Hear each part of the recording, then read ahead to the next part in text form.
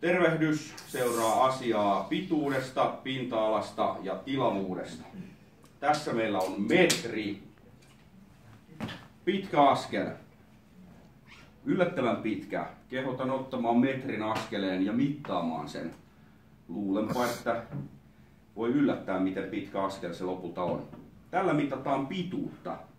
Kuinka monta metriä jollekin välimatkalle johonkin pituuteen sisältyy. Sitten jos mitataan pinta-alaa, vaikkapa tämän huoneen lattian pinta-alaa, niin kysymys kuuluu, että montako neliötä, vaikkapa tällaista neliömetriä huoneen lattiaan sisältyy. Montako neliömetriä me tarvitaan, jotta me saadaan peitettyä huoneen lattia neliömetreillä. Ja sitten jos me mitataan tilavuutta, niin kysymys kuuluu, että kuinka monta kuutiota siihen tilaan mahtuu.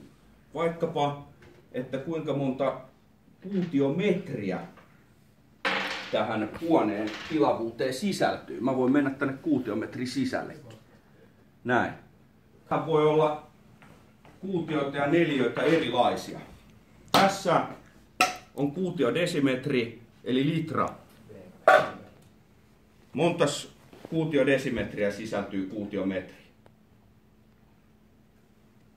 Aivan oikein, 1000. Hienoa. Eli 1000 litraa, 1000 kuutiodesimetriä on 1 kuutiometri. Siinä tulee 100, 200, 300, niin edespäin.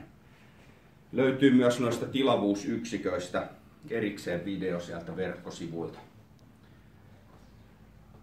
Alright, tällä pohjustuksella käännämme katseemme pienoismalliin huoneesta, jonka leveys on 3 metriä, pituus 4 metriä, tai onko tämä sitten leveys tai tämä pituus, no ei vaikuta lopputulokseen, ja korkeus 3 metriä.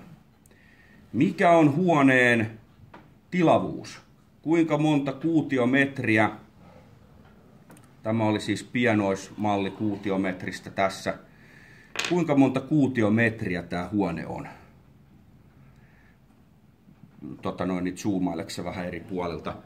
Voidaan siitä havaita, että se on 36. Siinä on eka kerros kuutiometrejä, niin on 3 kertaa 4, 12. Sitten tulee toiset 12 kuutiometriä. Ja kolmannet 12 kuutiometriä. Tää voitaisiin vielä tolla tavalla, kun jos tuonne taululle tähystät sillä, kiitos, niin tolla tavalla kirjoittaa vielä. Ja tämä on nyt se perusresepti tilavuuden laskemiseen. Pohjan pinta-ala kertaa korkeus. Ja sitten ajatellaan siinä tuota asiaa, että montako kerrosta niitä kuutioita siihen tulee. Siinä on se ajatus siinä kertaa korkeus, niin se on se filosofia siinä. Joskus sitten täytyy laskea esimerkiksi keskimääräinen korkeus, jolloin muuttuu pikkasen kinkkisemmäksi homma. Mutta tämä on se perusasia. Kiitos.